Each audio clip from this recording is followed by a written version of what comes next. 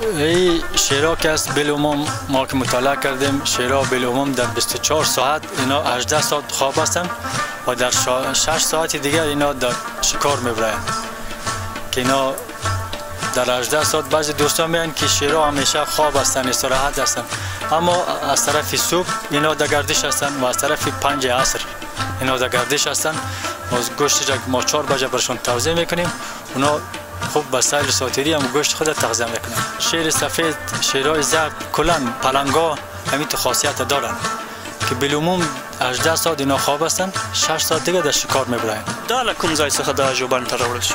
این شیرهای سفید نسلش نسل افریقایی است. همه شیرهایی هستند که میخواست قاچاق شود و کشور پاکستان در اسپین بولدک قندهار گرفتاری شدن و ما انتقال دادیم به باغوش کابل. قدرمنو لیدونکو لکه څنګه چې نظري صاحب وویل دا هماغه زمریان دي چې پاکستان ته د قاچاق په حالت کې نیول شوي دي او بیرته دغه ژوبڼ ته راوړل شوي دي. نظري صاحب د نسل زیاتونې لپاره داسې څه پلان او هغه شته ده چې دوی راتلونکي به دوی نسل همدلته زیاتېږي؟ ما کوشش داریم که اینجا نسل بگیریم از این شیرها چون وقتی که در باغوش انتقال دادیم اینا چوچه بودن 2 ساله بودن و فعلا اینا نسلش جوان شده. شیرها که از بالعموم در 4 نیم ساله اینا بلوغ در سن جوانی میرسن که اینا فعلا جوان شدن. ما دیگه امید داشتیم که اینا از یا چوچه بگیریم. په دغه قفس کې مخکې یو بل زمری چې د مرجان په نوم فکر کوم د هغه داسې څه قصه شته ده چې داسې څوک دلته قفس ته ورننوتی و که څه ډول بیا یو څوک داړلی و؟ بله سبو شعری بوده که کشور آلمان کمک کرده بودن که در سال 2001 در اینجا فوت کرد که حالا مجسمهش روبروی مقابل دروازه عمومی که ما شما داخل شدیم اونجا مجسمهش جور شده از طرف همون کشور دیگه به نام باب کافی در سال 2004 مجسمه از جور شد.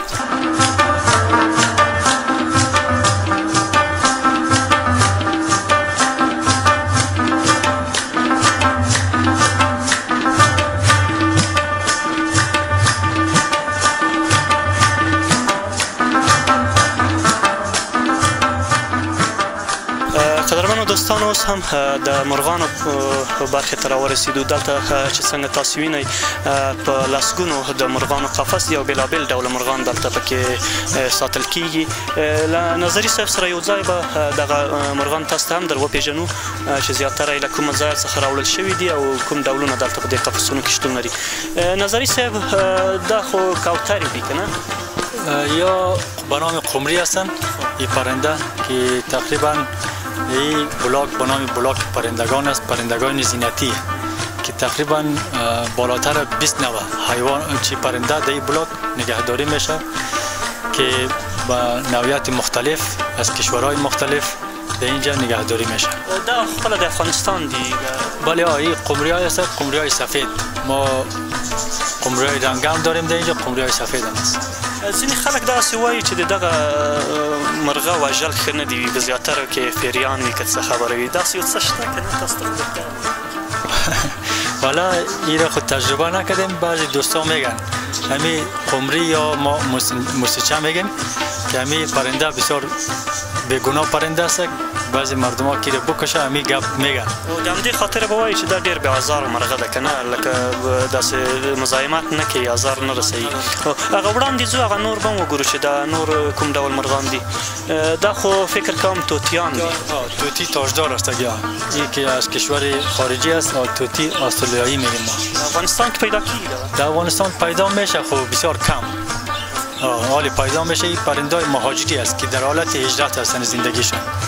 یعنی په یو ځای نه پاتې کیږي؟ در یک جای نیست در کشور باشه. اینا پرنده هستند که در کشور گرم زندگی میکنند. عموم غذای توتیا که است جلغوزه است، تخم گل آفتابپرست است، ارزن است. اینی چیزا که وړاندې هم ځو هلته نور ډولونه هم د توتیانو شته دي. د دغه توتیانو خو بیا رنګ هم مختلف ده فکر کوم او لږ څه سبز. این به نام شاد توتی میگیم ما. توتی های سبز خرد است. جسامتش از کده او وطنی است. این خارجی است. دا بیا له کومه ځای څخه راوړل؟ این از کشور چی است؟ چین، استرالیا اینجا پیدا میشه. جنس مؤنث مذکرش در اینجا فعلا است.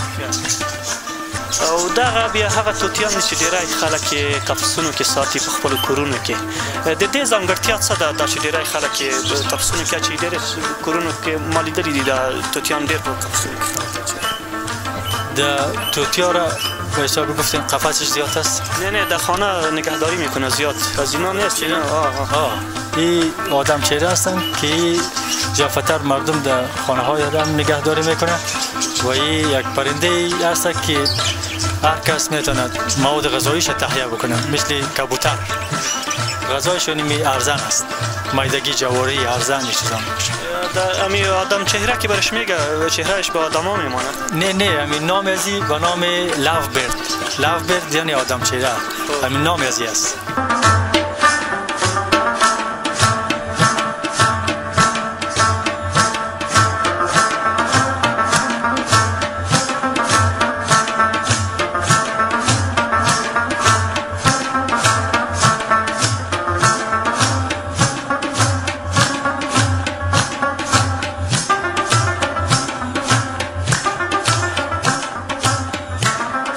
نظری صاحب دلته فکر کوم دوه قفسونه دي او مختلف ډوله مرغان دي پکې دا نمونه څه دي او دا چې فکر کوم بڼې هم تر ډیره توپیر نه لري یو قسم دي که ته راته ووایې دې په اړه معلومات بله تفاوت داره این پرنده گوشخور هستند پرنده هایی هستند که نسل خود افغانستان در ولایت های مختلف پیدا میشه این پرنده رو که میبینین غالموش است عقاب است بوم است و نزدیکشان قفس کلمرغ است کی پرنده مجموع پرنده هستند که از لاشه استفاده میکنن لاشخور هستند و در باغوش ما برشان غذا گوشت گاو استخواندار تازه برشان توصیه میکنیم میندازیم برشان د نورو وړکیو مرغانو غوښې به هم ډېره خوري بله از جمله پرنده های خورده مثل گنجشک بعضی پرنده های خورده که اینا چی میکنن شکار میکنن دا خپله د افغانستان له غرونو مراوړي بله از خود افغانستان او د دغې نورو د مخکې چې تا وویل چې دې بڼه خو لږ څه تغییر دی د هغه سره بله این قفس که هست که سه نوع کلمرغ است سنیریوس والچر و قجیر این پرنده رو میبینین این قجیر است این هم از نسل کلمرغ هستند اما تغییر دارند څومره عمر لري داسې عمر یې څو کاله به یي ده عمر از این بالاتر از 50 سال 60 سال عمر داره بالاتر است که اینا تقریبا این تو پرنده دبین از هست که از سال تأسیس باغوش که 1346 است دمیجا موجود است تا هنوز هم حیات از زنده است اینا در سال یک دانه تخم میگذارن بالا یک تخم در حدود 60 الی 63 روز میشینن بعد از او به چوچه تبدیل میشن